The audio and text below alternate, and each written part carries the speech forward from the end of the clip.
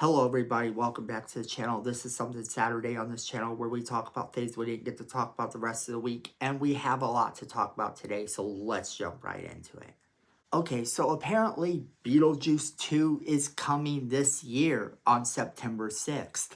And so far it looks like they're going to try to capture the magic of the original movie, bringing back a lot of the original cast with everyone returning except for a few people, obviously, who can't return.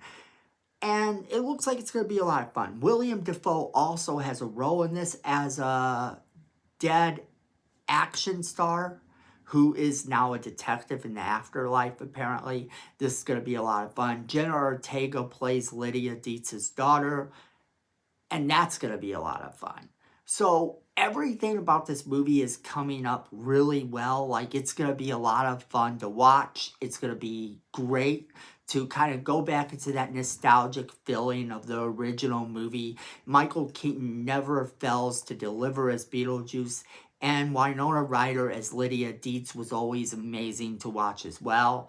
I'm looking forward to this movie for obvious reasons. I think this movie is going to be a load of fun, and I think it's going to be one of the movies that people are talking about when it comes out. I think that it's going to potentially be one of those movies that delivers on what it promises. With the original cast coming back, I always feel that this is something you have to do.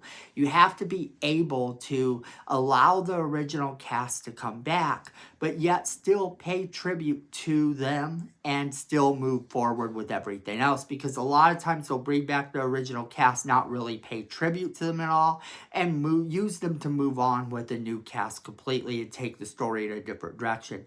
If this movie is going to bring back that many people, I feel it's going to deliver on that. It's going to use them to kind of tell us a new story and lead us into whatever new characters they want us to lead into, while still maintaining, hey, this is a Beetlejuice movie. Just expect what you got all the way back in the day.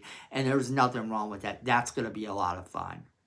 Now, next up, we have to talk about Jessica Jones, because while Daredevil is now part of the MCU, and they've said that a lot of the Netflix shows are part of the MCU, Jessica Jones was not scheduled to come back. Well, Kristen Ritter hit social media sharing a picture of her in a shirt she wore on the show with the caption saying, "If you know, you know." And that kind of tells us, hey, she expects that maybe she will be coming back as Jessica Jones, potentially in the Daredevil Born Again show, which they completely reshot. So that being the case, I could totally see her coming back in that show. And I loved her as Jessica Jones. I thought she made a really good Jessica Jones, and that story for that show, while a lot of people said it really wasn't that great of a show, really did have the character development it needed. It was a show that was more character driven and not necessarily focusing on a lot of her superpowers. It just focused on her being a detective and the trauma that she faced while she was a superhero at the hands of the Purple Man. You know, that kind of thing became what the show was about. And ultimately, of course, she had to stop him. But the idea of that as a show and bringing her into the actual MCU, I've always thought was good. I've always loved Kristen Ritter and thought she was really great in everything she's done. So I've always been hopeful that they would bring her character of Jessica Jones into the fold and bring her into the MCU officially. We do have rumors of other characters within the Netflix shows rumored to be making appearances again. And that adds credence to this possibility. There was the rumor that Luke Cage might not come back, and there was also the rumor that Iron Fist wouldn't come back, but Punisher has always been confirmed to come back. All the characters from Daredevil are all set to return. And this makes for a good idea to bring back these characters. I actually wouldn't mind seeing Iron Fist come back in a smaller capacity, but I am really excited to see Jessica Jones, and I'm really excited about the possibility of the Punisher returning, because I thought the actor that played the Punisher in the Netflix show was perhaps one of the best Punishers on screen. And while not everything with that show hit, enough of the show hit and his performance was so good that to see him come back would be great. To see the guy who played Luke Cage come back would be pretty good as well. You know, he was a pretty awesome actor, and that show did all right too. But the only one that I heard a lot of people say they really hope he don't come back is Iron Fist. But we'll see what they do, because if everything in the Netflix shows is canon and it's supposed to be canon, see them come back in a small capacity and then do what they have to do.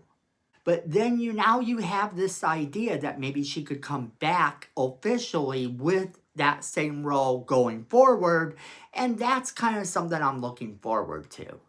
In other news, Kristen Ritter is supposed to be part of the Sonic the Hedgehog 3 movie, which I think is actually pretty cool. I think she makes a nice addition to this movie, but that's not even the biggest news. The biggest news involving the Sonic the Hedgehog movie is that Jim Carrey is going to be coming back. Jim Carrey had previously said he was going to retire and not be coming back to acting at all. He has been confirmed to be returning, and that's that. I mean, it's super excited to see him come back into this, because I feel like he really did make the first two movies. For me, at least, seeing him be Jim Carrey at probably his top level of performance. Jim Carrey is at his best when he can be out there and really wild and crazy. And if nothing else, the Sonic movies delivered on that. They allowed him to be so out there and so incredibly crazy that you were just kind of there for it. And while I do like the Sonic movies, I do feel as though without Jim Carrey, they really wouldn't have been as great as they are. Now, a lot of people are saying, of course, that the second movie wasn't as good as the first, but for me, having Jim Carrey in that second movie is what made it. So if he wasn't in this third movie, which for a while it was rumored that he wasn't going to be in this third movie at all, it would have taken away from it for me. I kind of went there not expecting a whole lot from the original Sonic movie, because comic book movies, you know, are okay, but video game movies at this particular time didn't transfer very well to the big screen. Sonic was kind of the one that started kind of to change the tides of that, and now we've gotten a good couple of them. But with Sonic the Hedgehog 3 and the idea that Jim Carrey is going to be a part of it again, I'm really excited to see what he brings to the table, because having Jim Carrey in that role, I feel, is the best possible thing they could do. Everything else that they do in this movie is got to pay tribute to the video games. It's kind of got to keep the lore going in such a way. But at the same time, having Jim Carrey come back is the smart move. So I am super pumped to hear the news that he is indeed confirmed to come back. But I want to know what you guys think on any of these topics. Are you excited about any of them? Which topic excites you the most? And as always, we want to hear from you. Leave us a comment in the comment box below. Make sure that you share this video with all of your friends so they can be a part of the conversation as well, because they're going to want to be a part of the conversation. And then make sure you're hitting that like button. It's free, it helps the channel, and we really appreciate it. So hit that like button, hit that notification bell while you're down there so you don't miss a single video we do. And then, friends, at the end of the day, I know it, you know it, and Miko knows it. Fandom is family.